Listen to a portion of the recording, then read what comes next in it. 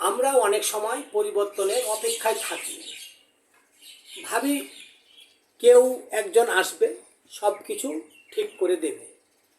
কিন্তু ইতিহাস বলে বড় পরিবর্তন কখনো একদিনে আসে না, আর একা কারো হাতেও আসে না।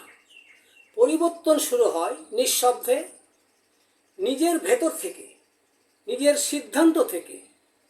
একজন মানুষ যখন অন্যায় দেখে চুপ না থেকে সঠিক সঠিক কথাটা বলেন, সেটাই পরিবর্তন।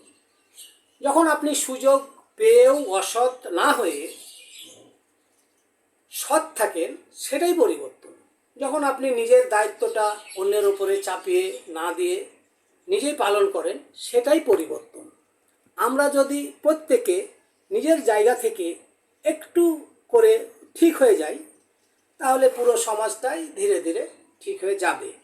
কারণ পরিবর্তন কোনো স্লোগান না, পরিবর্তন একটা অভ্যাস।